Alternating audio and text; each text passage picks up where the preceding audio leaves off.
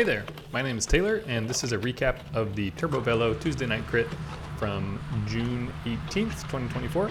This is the C race, the Cat 4-5 race, and as per usual, I am trying to play this like I am the weakest rider in the bunch, which means sit in the middle of the pack, do the least amount of work possible, and try to get a respectable finish without trying too hard, because I can't try too hard because I'll burn myself out. So it was warm, very warm in fact. You can see my Garmin thinks it's about 100 degrees. It was sitting in the sun for a little bit, but that's about right. It was also pretty windy and a little bit humid, so ideal conditions for bike racing in Texas, no doubt.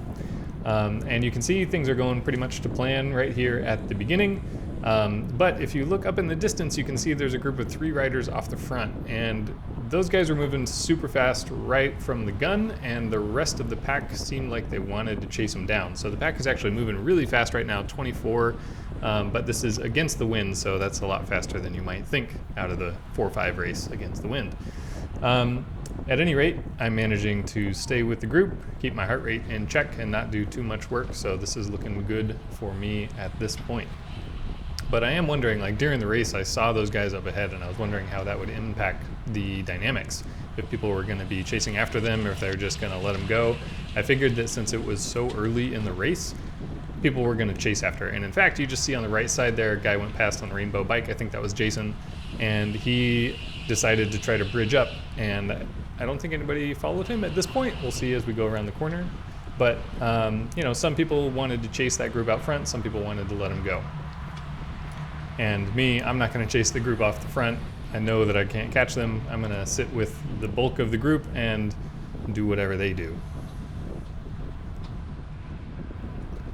Coming into the start finish after the first lap, that lead group is already out of sight. Like, can't even see them around the corner here. They're just gone. And we're not going slow. 30, 31 miles an hour here on the stretch across the start finish is no slouch, but that lead group, they just took off like a rocket. And so I'm still hanging with the pack. I'm more toward the back than the front, but still doing good. I like where I'm at this point. That being said, not too long after that, we get into one of these situations where somebody's at the front, this guy on the play try, or in the play try kit, and he's not keeping up the pace, so everyone has to go around him. And if you're not paying too close attention, it's easy to accidentally get stuck behind somebody like that, because you're still on somebody's wheel, you're not working against the wind, but they're going slower than the rest of the pack. So you gotta keep your wits about you to make sure that you stay with the pack. So like a year ago, this is a mistake I would have made, where I would have stayed on that play try wheel and lost the pack basically, and then had to work super hard to close it down. But if you notice that it's happening fast enough, then you can go around that person and catch on to the group that you want to be with.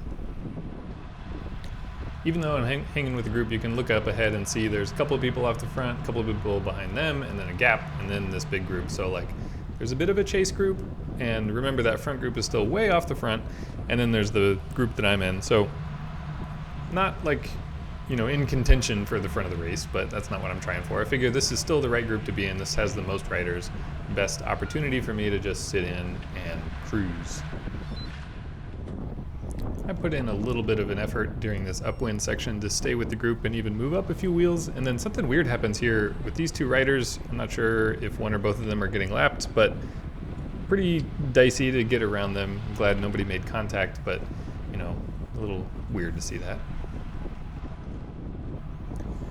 Coming into my favorite corner, where normally I pass people on the inside. This guy checks over his shoulder and sees me coming up and cuts me out of that line, which is fine. But then kind of soft pedals, and this is where I make a huge mistake. I, for some reason, decided to try to bridge up to this group up front. So there's 4 or 5 riders that are kind of like the chase group, and then there's the big peloton behind me. And I'm in no man's land right now, in between these 2 groups at my max heart rate, so not doing great.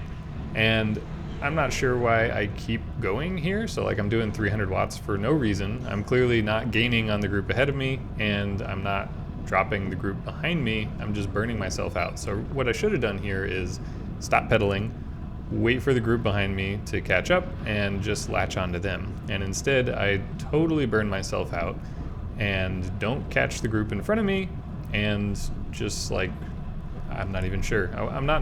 I don't know what I was thinking at this point. I probably wasn't. Just out of shape, burnt out, race brain, and I keep saying my strategy is to pretend like I'm the weakest rider in the race. Clearly I did not do that here because the weakest rider would not bridge up to the chase group. Instead, I should have just sat in with the main pack. However, at this point, when the pack comes around me, I'm so burnt out that I can't really hang on to them. I try, but I don't think it'll be too successful for me because I'm still close to max heart rate. I'm still doing 300 to 400 watts, and I'm losing wheels just over and over and over again. So learn from my mistake. Don't do what I did here, and don't try to bridge up to a group when you're not that strong of a rider. It's just not a good thing to do. As this guy in the Play Tri kit goes around me, that's it. I have fallen off the back of this race. I'm not totally gone yet. Like, there's only a bike length or two between me and the guy in front, so I can maybe hold on. But again, I'm still close to my max heart rate. I am chugging, and it's all because I made that huge strategic mistake. But I'm hopeful at this point that I can hang with the pack, at least. We'll see what happens. Unfortunately for me, they start riding away from me here. You can see I'm still trying to do 300 or 400 watts, not succeeding, and I just don't have anything else to give because I'm still burned out from the previous lap where I tried super hard for no reason. So I see the group riding away from me. I know that we're about to turn left into the wind up here, and then I'm really going to lose them because I'll be the one sucker out against the wind and the whole pack will just be in the draft of the person in front of them. So this is not looking good for me. I'm assuming at this point that my race is over and I'm going to be solo time trialing for the next 5 laps. And indeed, that is what is happening to me. You can't even really see the pack in front of me anymore. I think they just went around that corner. But like, I'm out by myself at this point. It's solo time trial. Got 4 or 5 laps to go. So I'm just going to keep showing clips from the start finish so you can see the lap times and various stats. But like, this is just boring time trial stuff from here on out. Coming around for another lap, and I'm 6 or 7 seconds behind the one before, so I'm not making up any time here. Not that I would on the group. They're probably 20 or 30 seconds faster than me, even at my best. So just falling further and further behind, waiting to get lapped. One more lap, about the same time as my last one, and you can actually see the leader of the race pass me right there in the red jersey. That guy was off the front for, I think, the entire race, and it's just totally crushing it, wiping the floor with everybody else. So kudos to him for a race well done, but I mean, he was just way too much power for the 4-5 race. I think he also went on to win the Cat 3-4 race, which was 30 minutes after this one. So that is super impressive. Well done. Another lap down in just about the same amount of time, so at least I'm pretty consistent around that 3:05, 3:10 per lap. Another lap around 3:10, so still consistent. I guess that's nice, but not too surprising when there's no variables. You know, I'm just chugging by myself. There's this guy behind me. He was doing all that he could just to hang on, so he's not taking any pulls. And you can see the rest of the peloton going around us here. So this is like the quote-unquote chase group, and they were pretty far behind the lead rider. So the lead rider passed me on the last lap, and I didn't see anybody else. You know, nobody else passed me until just now. So they've got quite a ways between the front rider and them.